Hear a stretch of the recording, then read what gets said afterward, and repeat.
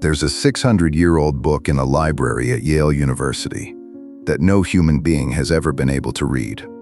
Stick with me, because by the end of this, you're going to understand why this one book has broken more brilliant minds than almost anything else in human history. Welcome. This is mythology for you. Let's get into it.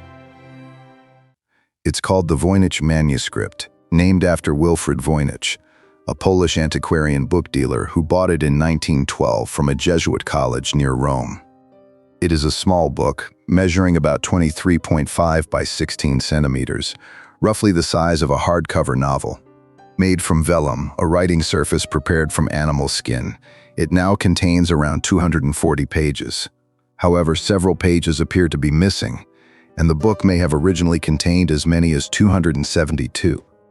In 2009, researchers at the University of Arizona radiocarbon dated the vellum, and the results consistently placed the manuscript's creation between 1404 and 1438, the early 15th century, and protein testing in 2014 revealed that the vellum was made from calfskin. Now, the writing itself is in a script that has never appeared anywhere else on Earth. The book contains roughly 38,000 words, using somewhere between 20 to 25 distinct characters, written left to right, in a rhythm that looks like real language.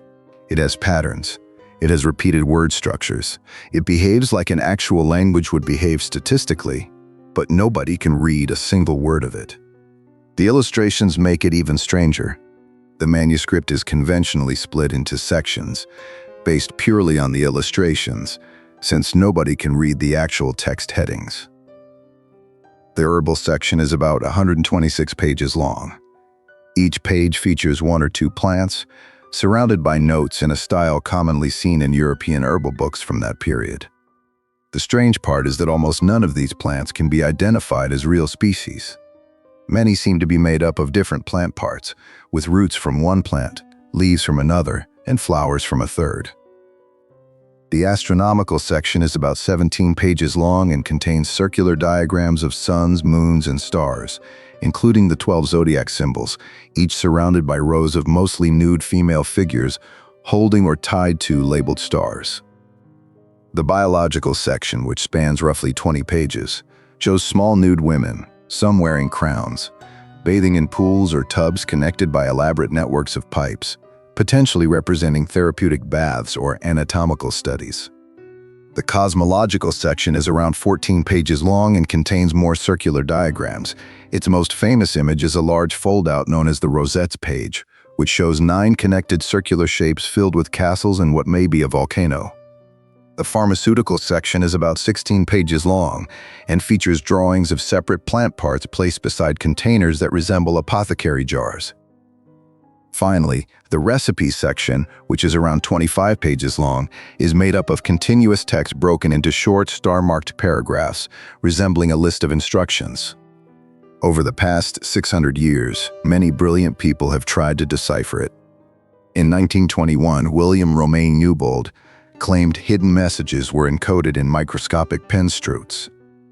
In 1931, John Matthews Manley showed that these were merely cracks in dried ink, likely a case of pareidolia, where the brain sees patterns that are not really there.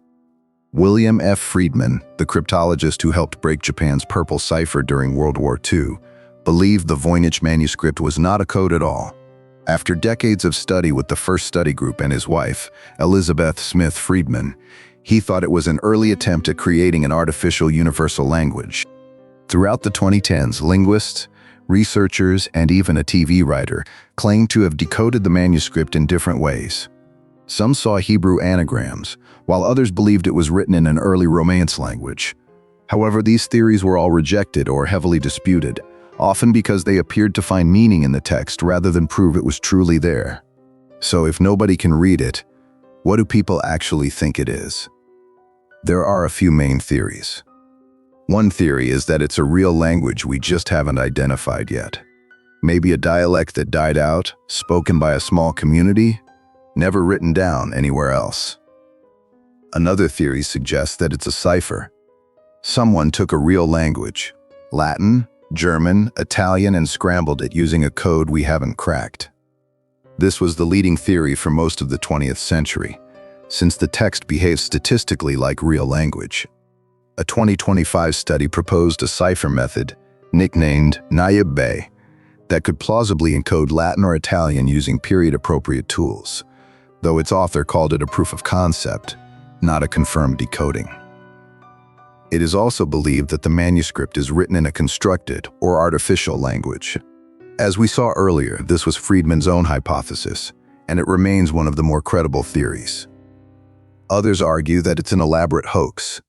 Some researchers believe it was created to be sold to a wealthy collector with the writing designed to look like a real language without carrying any actual message.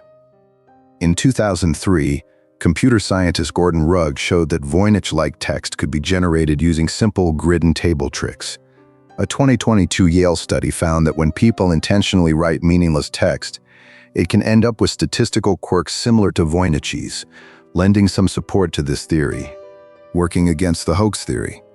In 2013, physicist Marcelo Montemurro studied which words tend to appear near each other throughout the text, and found the same kind of clustering patterns real languages show, a pattern that would have been very hard to fake in the 1400s. In 2021, Yale researchers went further and found that these word clusters line up with the manuscript's existing picture-based sections. The group of words that repeats together shows up specifically on the pages with plant drawings. A different word group concentrates on the astronomy pages, and so on, much like a real book would shift vocabulary between its botany chapter and its astronomy chapter. So this isn't just someone scribbling nonsense. There's structure here, which means somebody 600 years ago either wrote in a real language we've lost completely, or built a fake one so convincing it mathematically resembles a real one. The manuscript changed hands many times. Its first confirmed owner was a 17th century Prague alchemist named Georg Baresch, and it later passed through the collection of Jesuit scholar Athanasius Kircher. Wilfrid Voynich acquired it in 1912. Book dealer Hans P. Krauss bought it in 1961 and donated it to Yale University in 1969. Yale released high-resolution scans of the entire manuscript online in 2020, so anyone can examine it page by page. In September 2024, new multispectral scans revealed additional details on several pages not visible under normal light. I've linked the manuscript in the description box if you want to check it out yourself. 600 years later, the Voynich manuscript is still sitting there, completely unread. What do you guys think about this? Is it real or just a hoax? Drop your theory in the comments. See you in the next one.